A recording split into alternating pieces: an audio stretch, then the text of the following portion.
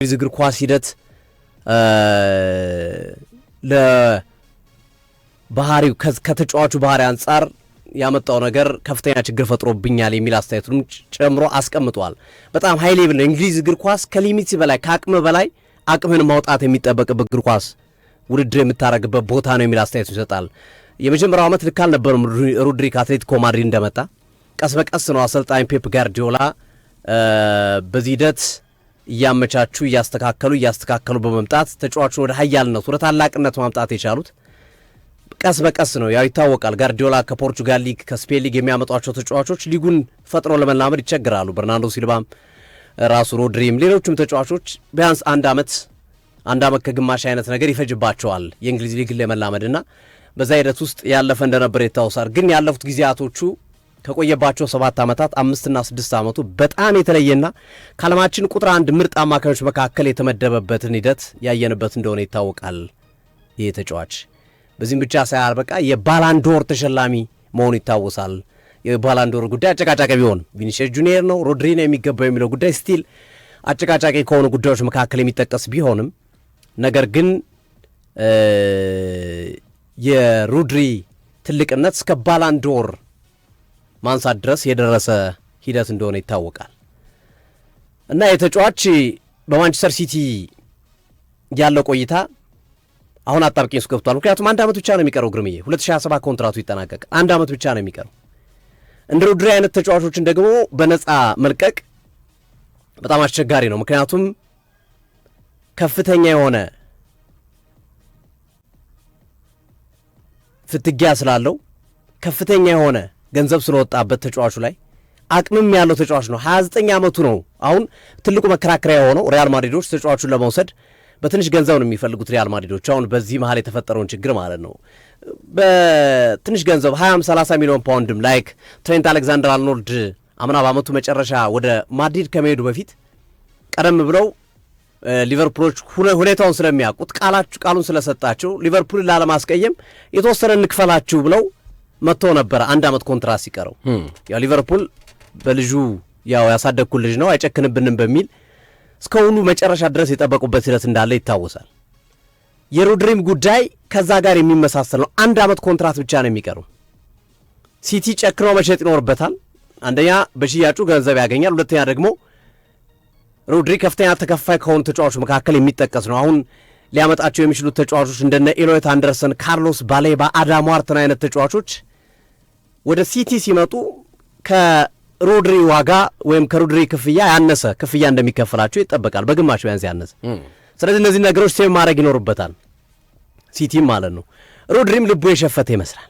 አሁን ዛሬ የሰጠው ጋዜጣ መግለጫ በርካታ ሚዲያዎች በስፋት እየዘገቡት ያለው ነገር በትልቁ እየተነሳ ያለው ጉዳይ የሮድሪ ጋዜጣዊ መግለጫ ነው።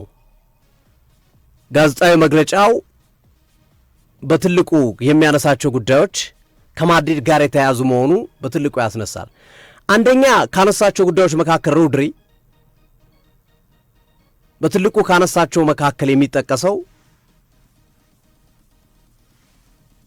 ሪያል ማድሪድን የዓለማችን ምርጡ ክለብ ነው ማለቱ ነው። በዝርዝር ነው ሐሳቡን የሰጠው። ስለ ዝውውሩ ጋር በተያዘ ሚዲያዎች ሲጠይቁት የሰጠው ሐሳብ ዘርዘር ያለ ሐሳብ ነው የሰጠው። 1 ዓመት ኮንትራት እንደሚቀረው ስፔን ሊግ ሲጫወት እንደነበረና ወደ እንግሊዝ ሲሄድ በጣም ህይወት አስቸግሮት እንደነበረና ከሊሚቴ በላይ ከአቅሜ በላይ ካለኝ አቅም በላይ ነገሮችን ለማድረግ ሞክሬያለሁ። ከሊሚት ይገፋል፣ ከአቅምም በላይ እንድትገፋ ያደርጋል እንግሊዝ እግር ኳስ ይላል እና እኔም ባለኝ አቅም ከዛ በላይ ሄጃለሁ ብዬ ነው የማስበው እና የመጨረሻው በቃ የዓለማችን ኃይለኛው ሊግ ላይ ትልቁ ሊግ ላይ ተጫውቻለሁ፣ በዛም ራሴን አሳይቻለሁ ብዬ አስባለሁ። በቀጣይ ጊዜያቶች ጋዜጠኞች ይጠይቁታል፣ ወዴት ልትሄድ ትችላለህ? ልትለቅ ትችላለህ ወይ ሲቲን? 1 ዓመት ኮንትራት ይቀራል። አዎ ልለቅ እችላለሁ፣ ምክንያቱም 1 ዓመት ኮንትራት ነው የሚቀረኝ፣ የሚፈጠረው ነገር አይታወቅም፣ ምንም ልል አልችልም፣ አሁን ላይ አለቅም እለቃለሁ የሚለውን ነገር ለማስቀመጥ አልችልም፣ ግን ልለቅ እችላለሁ የሚል አስተያየቱን ያስቀምጣል። አከታትሎ ይጠይቁታል፣ አትሌቲኮ ማድሪድ ተጫውታል፣ ሁለቱ ቡድኖች ባላንጣዎች ናቸው። አትሌቲኮ ማድሪድና ሪያል ማድሪድ ደርቢ። አትሌቲኮ ማድሪድ የተጫወቱ ተጫዋቾች በብዛት ለሪያል ማድሪድ መጫወት አይፈልጉም። አንተስ ይህንን ታደርገዋለሁ ተብሎ ተጠየቀ። አድርገዋለሁ፣ መሆን ካለበት አድርገዋለሁ። በርካታ ተጫዋቾች አትሌቲኮ ማድሪድ ተጫዋች የነበረው በቀጥታ ሳይሆን በተዘዋዋሪ አምርተው ወደ ሪያል ማድሪድ ሄደው ተጫውተዋል። ከሪያል ማድሪድም በቀጥታ ሳይሆን በተዘዋዋሪ ሄደው አትሌቲኮ ማድሪድ ተጫውተዋል። በቀጥታ የተጫወቱ እንዳሉ ነው፣ ግን በብዛት ግን በተዘዋዋሪ። እኔም በቀጥታ ከአትሌቲኮ ማድሪድ ወደ ሪያል ማድሪድ በሄድ ምናልባት ከፉክክር አንጻር ጥያቄ ላስነሳ ይችላል። ግን አሁን ሲቲ ቆይቼ ከዛ የእግር ኳስ ዘመኔ መገባደጃ ላይ ወይም ደግሞ የእግር ኳስ ዘመኔ ገፋ ባለበት ሰዓት ላይ በማድሪድ መጥቼ ነው የምጫወተው። ስለዚህ ይሄ ምንም የሚያጋጭ ነገር የለውም፣ ምንም ጥያቄ የሚያስነሳ ነገር የለውም። ለዓለማችን ምርጡ ክለብ መጫወት እኮ የሚያስቆጭ ነገር የለውም ይላል ይሄ ተጫዋች ሮድሪ። አሁን ይሄ ነው እንግዲህ ብዙዎችን በትልቁ ሊያነጋግር የቻለው፣ በትልቁ ብዙዎችን ሊያወያይ የቻለው ጉዳይ። ሮድሪ ከፍቶ ተጫወተ፣ አልዘጋውም በሩን። አይሆንም፣ ከሲቲ ውጭ አልንቀሳቀስም እንዲህ አላለም። ሲቲ ውል ከሰጠኝ እቀጥላለሁ ምናምን አላለም። በቃ አየር ላይ ነው ጉዳይ ያለው። በአመቱ መጨረሻ እናያለን ነው። በርናንዶ ሲልቫ ውሉን ጨርሷል። ግርሜ ሮድሪ 1 ዓመት ነው የሚቀርበው። በርናንዶ ሲልቫን አልሰጡትም ማራዘሚያው። ኦልሬዲ በቃ በአመቱ መጨረሻ ይወጣል። ሮድሪ 1 ዓመት ነው የቀረው። ራሳቸው ፔፕ ጋርዲዮላ የመቆየት አለመቆየታቸው ጉዳይ አስጊ ነው። ምናልባት የጋራባው ካፕን ዋንጫ ስላነሱ ቀጣይ ሌሎቹ ዋንጫዎችን አነሳለሁ ብለው ስለሚያስቡ እንደሱ ከተሳካላቸው ቢያንስ 1 ዓመት 2 ዓመት ሊቆዩ ይችላሉ። ግን ኢቭን የካራባው ካፕ ዋንጫ ብቻ ከሆነ ስኬታቸው በዘንድሮው ውድድር ዓመት ሊወጡ የሚችሉበት እድል ይኖራል እና ቀጣዩ ዕጣ ፈንታ የሲቲ የሮድሪና የበርናንዶ ሲልቫ የጋርዲዮላ መውጣት ብቻ ሳይሆን ሽግግሩ ምን ሊሆን ይችላል፣ በምን መንገድ ሊሸጋገር ይችላል ቡድኑ የሚለው ጉዳይ አሳሳቢ እንዲሆን አድርጎታል። በከፍተኛ ሁኔታ አሳሳቢ እንዲሆን አድርጎታል። ሶ ምን ሊፈይዱ ይችላሉ? በእርግጥ ሲቲ አቅም አለው፣ አሁንም ተጫዋቾችን ማምጣት ይችላል።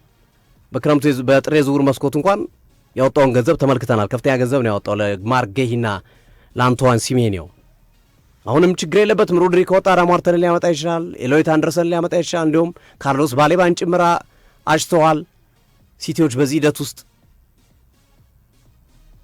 ግን በሽግግር ሂደት ውስጥ ሲቲ እንዳይጎዳ አንዳንዶች ስጋታቸውን እያስቀመጡ ይገኛሉ እና ሮድሪ ወደ ላሊጋው የመመለስ ፍላጎት እንዳለው፣ በስፔን እግር ኳስ ተመልሶ የመጫወት ፍላጎት ከፍተኛ እንደሆነ ሀሳቡን እየሰጠን ያለውና በአመቱ መጨረሻ የማይቀሩ ከሚባሉ ዝውውሮች መካከል አንዱ የሮድሪ ወደ ሪያል ማድሪድ ማቅናት የማይቀር ይመስላል። ሪያል ማድሪድም በተደጋጋሚ እንደሚያነሳው ከሞድሪችና ከቶኒ ክሩስ መውጣት በኋላ አማካይ መስመሩ ሳስቷል። እንዲሁም ባለፈው ስናነሳ ነበር ኢንዞ ፈርናንዴዝ አይቀርም ወደ ማድሪድ የሚለውን ሀሳብ። ስለዚህ አማካዩን ለማጠናከር በሚያደርጉት እርምጃ አንዱ የጋላክቲኮ ስራ የሚሰሩት አጥቂው ላይ አይደለም። ምክንያቱም በቂ አጥቂ ያላቸው፣ ቪኒ ያላቸው፣ መባፔ ያላቸው፣ ሮድሪጎ አላቸው። አሁን እየመጡ ያሉ ታዳጊ ተጫዋቾች አሉ፣ እነ ጋርሺያ። አሁን ማደስ የሚፈልጉት አማካኙና ተከላካዩን ነው። አማካኙ ላይ ቢያንስ 2 ተጫዋቾች ማምጣት ይፈልጋሉ። አንደኛ የሚለቁ ተጫዋቾች አሉ፣ የለቀቁም ተጫዋቾች አሉ፣ ያልተተኩም ተጫዋቾች አሉ በሚገባው መንገድ። ስለዚህ በዛ መንገድ አድርገው መፍትሄ ሊያቀርቡ የሚችሉበትን እድል እየፈለጉ ነውና ሮድሪና ኢንዞ ሊሆኑ ይችላሉ። አዳም ዋርተንና ኢንዞ ሊሆኑ ይችላሉ። ኢንዞና ኤሎይት አንደርሰን ሊሆኑ ይችላሉ።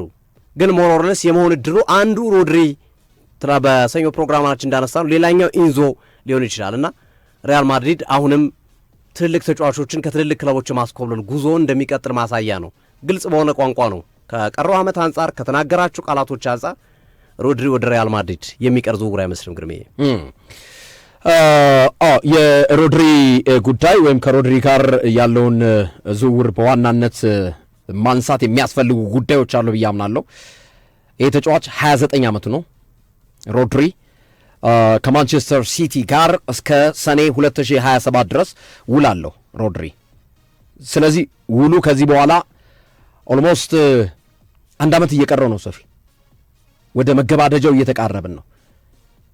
ለዛ ነው ሪያል ማድሪድ አሁን ደፍሮ የመጣው። ሪያል ማድሪድ በቅርብ ዓመታቶች በተከታታይ ዓመታቶች እንደተመለከትነው እንዳየናቸው ከሆነ ይህ ክለብ በርካታ ስመጥር ተጫዋቾችን በነፃ ዝውውር የማግኘት ልምድ አለው። ይህ ክለብ የመጨረሻ የውል ዓመታቸው ላይ የሚገኙ ተጫዋቾችን ወደ ክለቡ ለመቀላቀል የተሻለ አድቫንቴጅ ያለው ክለብ ነው። ምክንያቱም ሪያል ማድሪድ መጫወት የማይፈልግ የትኛውም የዓለማችን ተጫዋች የለም። ሁሉም ሪያል ማድሪድ መጫወት ይፈልጋል። በቅርብ ዓመታት በነፃ ዝውውር ያገኛቸው ተጫዋቾች አሉ። እንደ ትሬንት አሌክዛንደር አርኖልድ አይነት ሊቨርፑል ስንትና ስንት ብር ሊጠቀምበት የሚገባ ተጫዋች ነበር። ኪሊያን እምባፔ በነፃ ዝውውር ነው ያገኘው ከፓሪስ ሰን ጀርመን። በብር ዋጋ ቢሆን ኖሮ ምን ያህል ብር ሊሆን እንደሚችል መናገር አያዳግትም። በጣም ብዙ ብር እንደሚሆን መገመት ይቻላል። አሁን ደግሞ አማካኝ ክፍል ላይ ሮድሪ 29 ዓመቱ ነው። 29 ዓመቱ ነው። ግን ይሄ ተጫዋች ካለው ብቃት አማካኝ ክፍሉን ከማረጋጋት አንጻር ያለውን ሚና ግምት ውስጥ በማስገባትና ኮንትራቱ እስከ ሰኔ 2027 ድረስ የሚቆይ በመሆኑ ያ ማለት እንግዲህ አንድ ዓመት ብቻ ነው እንግዲህ የሚቀረው። ቀጣዩ ዓመት ብቻ ነው የተሟላ የሚቀረው። ያሁኑ ኦልሞስት ተገባዷል። ያሁኑ ዓመት ከሚል እሳቤ በመነሳት ማለት ነው። ኮንትራት ደግሞ አላራዘመም። ሮድሪ በማንቸስተር ሲቲ እግር ኳስ ክለብ ውስጥ ኮንትራት አላራዘመም። የመጀመሪያው ክረምት ላይ ሪያል ማድሪድ ጥያቄ ይጠይቃል። ተጫዋቹ ፍላጎቱ ሪያል ማድሪድ መግባት እንደሆነ ገልጿል። እንደገና ደግሞ ይቺ ክረምት ካለፈችው የጥር የዝውውር መስኮትን ነው ሊጠብቅ የሚችለው። ማርክ ገሂን እኮ ክሪስታል ፓላስ ሲሸጠው ተገዶ እኮ ነው። ኮንትራቱን አሁን ያልቅ ነበር በዚህ ዓመት መጨረሻ ላይ ያቺን ብር አትሊስት ላግኝ በሚል ነው። ከዛ ብር በላይ ፈርገጥ ማለት እንደማይችል ይታወቃል ክሪስታል ፓላስ። ማንቸስተር ሲቲ የጠየቀው ወይም ይህንን ተጫዋች ከተገመተው በታች ብር እንዳገኘው ይታወቃል። እና ሮድሪንም ያንን እሳቤ በማግኘት ነው ወደ ሂሳባዊ ስሌት ሪያል ማድሪድ የገባው ማለት ነው። እና የውል ዓመቱ የዛሬ ዓመት አንድ ዓመት ብቻ ነው የሚቆየው። ሪያል ማድሪድ ሮድሪን ፈልጎታል። አዎ ፈልጎታል። በጣም ፈልጎታል። በጣም በወሬ ደረጃ በአሁኑ ሰዓት በከፍተኛ ሁኔታ እየተነገረ የሚገኝ ሂደት ሆኗል። እና ይህንን የሪያል ማድሪድ ፍላጎት ግምት ውስጥ ስናስገባ ተጫዋቹ ክረምት ላይ ወደ ኤል ስታዲዮ ሳንቲያጎ ቤርናባው የመዛወሩ ነገር እውን እየሆነ እንደመጣ ማሳያ ነው። ሮድሪ የማንቸስተር ሲቲ ቁልፍ ተጫዋች ነው። አዎ ቁልፍ ተጫዋች ነው። ሚዛን ጠባቂ ነው። መሀል ላይ የሚደረጉ የጨዋታ እንቅስቃሴዎችን በመቆጣጠር አግሬሲቭ ነው። ኳስ ያስጥላል። የቡድኑን ሚዛን ይጠብቃል። ወሳኝ ተጫዋች ነው ለማንቸስተር ሲቲ። ግን አሁን ማንቸስተር ሲቲ ደረቱን ነፍቶ ሮድሪን አልሸጥም የሚልበት ሁኔታ ላይ አይደለም ያለው። ኮንትራት አንድ ዓመት ስለሚቀረው ኢትስ ኦኬ በ30 ዓመቱ በነፃ ዝውውር ገንዘብ ሳላወጣ ምንም ሳልከፍል ወደ ሪያል ማድሪድ አዛውራለሁ ብለው ሪያል ማድሪዶች የማሰብ ካልኩሌሽኑ ስለሚገቡ ከፍተኛ ገንዘብ የሚወጣበት ተጫዋች የመሆን እድሉ አነስተኛ ነው፣ ዝቅተኛ ነው። ከፍተኛ ብር የመውጣት እድሉ ማለት ነው። እና የሪያል ማድሪድ ሮድሪ ላይ ትኩረት ያደረገበት ሂደት ሉካ ሞድሪችንና ቶኒ ክሩስን አሁንም በአግባቡ ሊተኩለት አልቻሉም። የመሃል ሜዳው ስቴቢሊቲ ተናግቷል። የተረጋጋ አይደለም አማካኝ ክፍሉ። ዛሬ ጥሩ ይሆናል። በሚቀጥለው ኦፍኮርስ ቹዋሚኒና ካማቪንጋ ይታገላሉ። ትናንት አንድ ተጫዋችም አንስተን ነበር፣ ሶፊት አስታውስ ከሆነ ወደ ሪያል ማድሪድ እግር ኳስ ክለብ ኢንዞን አንስተን ነበር። የቼልሲውን ኢንዞ በዝርዝር በፕሮግራማችን ላይ ዳሰን ነበር። ማክሰኞ ዕለት በነበረው ፕሮግራማችን ላይ ማለት ነው፣ ከትናንት ወዲያ ማለት ነው። ስለዚህ አሁን ሪያል ማድሪድ ትኩረት ያደረጉት ኢንዞ ፈርናንዴዝ አንድ ሁለት ሮድሪ ነው። ኢንዞ ከሮድሪ ይልቅ አመቱ ዝቅተኛ ነው። ሮድሪን አሁን ጊዜውን በሚጠይቀው ሁኔታ አማካኝ ክፍሉን ስቴብል እንዲሆን ያግዘዋል። እድሜው 29 ቢሆንም ኢንዞ ፈርናንዴዝ 25 ዓመቱ ነው፣ ገና ነው። ስለዚህ ሁለቱንም ተጫዋች ነው አሁን ትኩረት ያደረገው ሪያል ማድሪድ ማለት ነው። ከሁለቱ ደግሞ ሮድሪን የማግኘት እድሉ ሰፊ ነው። ሌላው ሮድሪ እነሱ ቡድኑን መገንባት በሚያስቡት ደረጃ መሀል ላይ እንቅስቃሴዎቹ፣ ካልምነሱ፣ ታክቲካል አረዳዱ፣ ኳስ በመቆጣጠር ረገድ በጣም ጠንካራ የሆነ ተጫዋች ነው። ሪያል ማድሪዶች እንደዚህ አይነት ተጫዋች ነው የሚፈልጉት። ኢንዞንም እነዚህ መስፈርቶች ናቸው ብዙ ጊዜ በሪያል ማድሪድ ቤት ውስጥ አማካኝ ተጫዋች ሲመለምሉ በጣም የሚመለከቷቸው ብቃቶች ማለት ነው። ኢንዞንም በዚህ ደረጃ ነው የመረጡት፣ ሮድሪንም ከዚህ አንጻር ነው የመረጡት። ነገር ግን ሪያል ማድሪድን ደግሞ በቀላሉ ይህንን ተጫዋች ያገኘዋል ማለትም ደግሞ አይደለም። መሰናክሎች ይኖሩበታል። መሰናክሎቹ ክረምት ላይ ማንቸስተር ሲቲ ላይለቀው ይችላል። ቡድኑን እሱን የሚተካ ተጫዋች እስካላመጣ ድረስ ጥር ላይ ሮድሪን ሊለቀው ይችላል። ጥር ላይ በሚኖረው ዝውውር መስኮት ክረምት ላይ እንኳን ምንም ገንዘብ ሳያገኝ በነፃ እንኳን ማጣት አይፈልግም ማንቸስተር ሲቲ። ልጁ ኮንትራት በማንቸስተር ሲቲ መቆየት ቢፈልግ ኖሮ ተጨማሪ ዓመታትን ኮንትራት ይፈርም ነበር። አልፈረመም። 1 ዓመት ብቻ ነው የሚቀረው ቀጣዩ ዓመት።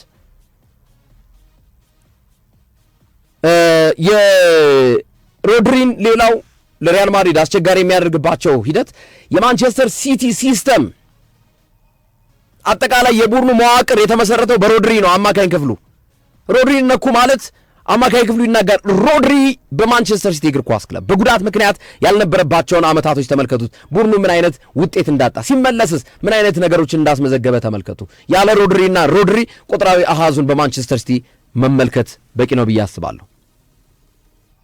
እና ያናጋባቸዋል፣ ብዙ ችግሮቻቸውን ያጣል። በማንቸስተር ጣሙን ነው የሚያጣው። ማንቸስተር ሲቲ የሚባለው ዲኤንኤ ያለ ሮድሪ ባዶ ነው።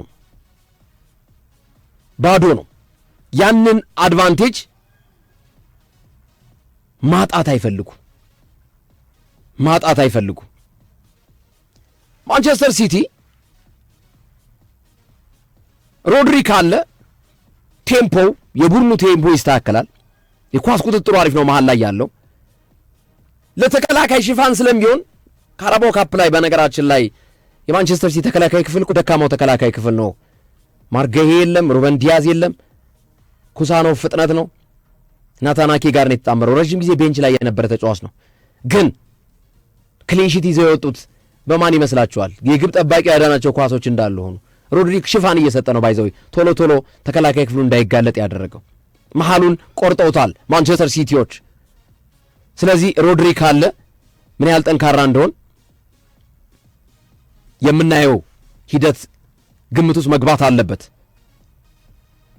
ያለ ሮድሪስ ምንድን ነው? ተጋላጭ ነው መሃል ክፍሉ። በቀጥታ የተቃራኒ ቡድን አጥቂዎች ቶሎ ከተከላካይ ጋር ነው የሚገናኙት። ለካውንተር አታክ የሚጋለጥ ቡድን ይሆናል ብዙ ጊዜ ማንቸስተር ሲቲ ያለ ሮድሪ ወደ ሜዳ ሲገባ ማለት ነው። የመሃል ሜዳ ፖሴሽን፣ የኳስ ቁጥጥሩ በጣም ዝቅተኛ ነው የሚሆነው። ውጤት ያጣል፣ ብዙ ጊዜ ውጤት ያጣል። ስለዚህ ይሄ ቡድን ማንቸስተር ሲቲ እግር ኳስ ክለብ ለሮድሪ ትክክለኛው ምትክ ሳይገኝ ክረምት ላይ ለቀቀ ማለት እንደገና ሌላ የቤት ስራ ነው። እንደገና ክለቡ ቡድን አፍርሶ እንደመስራት ነው። አይደለም ሮድሪን ይቅርና ማንቸስተር ሲቲ እነ ኬቨን ደብሩንን እነ ሪያድ ማሃሬዝን ሲያጣ የማጥቃት እንቅስቃሴው እንዴት ቀንሶ እንደነበር ተመልከቱ እስኪ፣ አስታውሱ እስኪ። እና አልቫሬዝን ሲያጣ ማለት ነው፣ ሌሎች ክለቦች ሲገቡበት ማለት ነው። ሮድሪ ደግሞ መሃል ሜዳውን የሚያመዛዝን የሚያመጣጥን ፖሴሽን መሃል ላይ የአንድ እግር ኳስ ብሔራዊ ቡድን እንቅስቃሴ ዋናው የልብ ምት አማካኝ ክፍል ነው። ባይዘው አድማጮቻችን፣ ለሰው ልጅ አእምሮና ልብ ወይም ጭንቅላትና ልብ ወይም ብሬንና ሀርት እንደሆነ ሁሉ ለምሳሌ አንድ ሰው ሞተ የሚባለው ልቡ ቀጥ ስትል ነው አይደል? የልብ ምቱ ሲቋረጥ ነው ትንፋሹ የሚቋረጠው ማለት ነው። ለአንድ እግር ኳስ ክለብ ዋናው ልብ ምት አማካኝ ክፍሉ ነው። አማካኝ ክፍሉ ከተበላሸ አለቀ። ተከላካዩ ሰባራ ነው የሚሆነው፣ የተሰበረ ነው የሚሆነው። አጥቂው ኳስ አይደርሰውም፣ ዝም ብሎ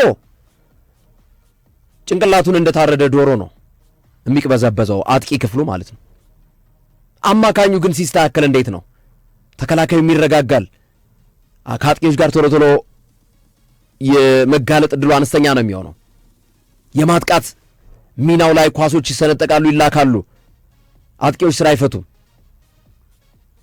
ሮድሪን አጣ ማለት ማንቸስተር ሲቲ ባለፈው ዓመት በጉዳት ምክንያት ለአንድ ዓመት ሮድሪ ሲርቅ ማንቸስተር ሲቲ ያጋጠመው ዝቅተኛ ውጤት ነው የሚመዘገብበት። የእሱ ጦስ ነው እስካሁን ድረስ ማንቸስተር ሲቲ ላይ በፕሪሚየር ሊጉም ውጤት እንዳያገኝ ያደረገው። እሱ ከመጣ በኋላ ያሉትን ሂደቶቹ ያቸው እሱ ከተመለሰ በኋላ ቁጥራዊ አሃዞችን ማለት ነው።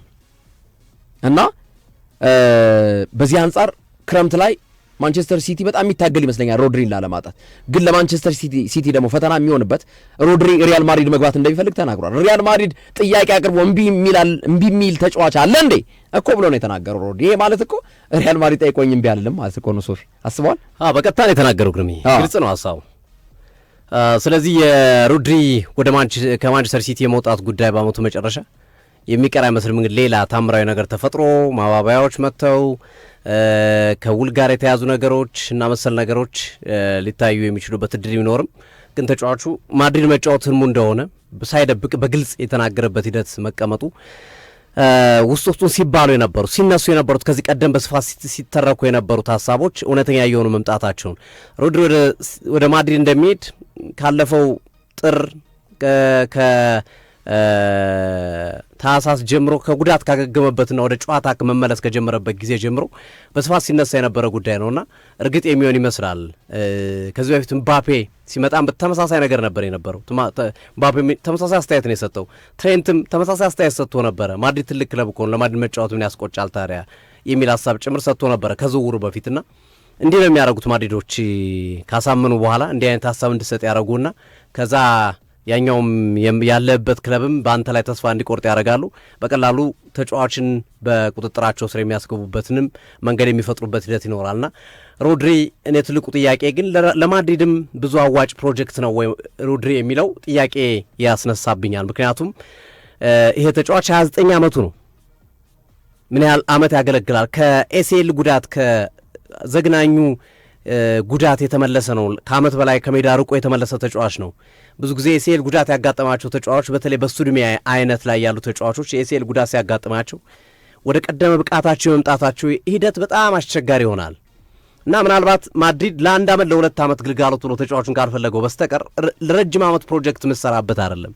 የ5 ዓመት የ6 ዓመት ፕሮጀክት ይዘ ምሰራበት አይነት ተጫዋች አይደለም ሮድሪ። እሱ ጥያቄ ያስነሳል። ምንድን ነው ያሰቡት ማድሪዶች? ለሱ ደግሞ ኢንዞን አዘጋጅተዋል እኮ ሶፊ። ሁለት ነው አማራጭ ያዙት እኮ። ኢንዞን የረዥም ጊዜ ተተኪ ያደርጉታል። ሮድሪን ደግሞ በአጭር ጊዜ መፍትሄ ለማግኘት የሚችሉበትን እድል ለመፍጠር ነው። አሁን ሮድሪ ላይ እኮ ሪያል ማድሪዶች ትኩረት እንዲያደርጉ ያደረጋቸው ትልቁ ነገር ምንድን ነው? ልጁ 1 ዓመት ነው ቀሪ ኮንትራት ያለው። ሐምሌ 2019 ነው አትሌቲኮ ማድሪድን ለቆ ወደ ማንቸስተር ሲቲ የተዛወረው እና ያኔ ሲዛወር 70 ሚሊዮን ዩሮ ነው። 7 ዓመት 9 ዋንጫ አሳክቷል። በጣም ስኬታማ ተጫዋች ነው። በጣም 70 ሚሊዮን ዩሮ ነው እና የ5 ዓመት ውል ነው የፈረመው ሶፊ ያኔ በነገራችን ላይ ማለት ነው የ5 ዓመት ውል ነው የፈረመው ያኔ ማለት ነው። ከዛ 2024 ላይ እንደገና 3 ዓመት ፈረመ ማለት ነው። እስከ 2027 የሚያቆየውን ውሉ ፈረመ። አሁን ሰኔ 2027 ነው የሚያልቀው ኮንትራቱ ባይዘው ማለት ነው። ይህ ተጫዋች ሶፊ አንዳንድ ቁጥራዊ አሃዞችን ለአድማጮች ምን ያህል ሮድሪ በማንቸስተር ሲቲ እግር ኳስ ክለብ ወሳኝ ተጫዋች እንደሆነ ማሳያ የሚሆኑ ቁጥራዊ አሃዞችን መጠቀም ተገቢ ነው ብዬ አምናለሁ። አንደኛ እስኪ የቅርቡን እናንሳው። 2023-24 ምሳሌ ልጥቀስላችሁ አድማጮቻችን። 2023-24 የውድድር ዓመት ሮድሪ እያለ ማንቸስተር ሲቲ ካደረጋቸው 34 ጨዋታዎች 27ቱን አሸንፏል። ሶፊ ልብ በል። ሮድሪ በማንቸስተር ሲቲ ቡድን ውስጥ እያለ ወይም እሱ ምንም ችግር ሳይደርስበት ማንቸስተር ሲቲ ካደረጋቸው 34 ጨዋታዎች 27ቱን አሸንፏል። 7ቱን ጨዋታ አቻ ተለያይቷል።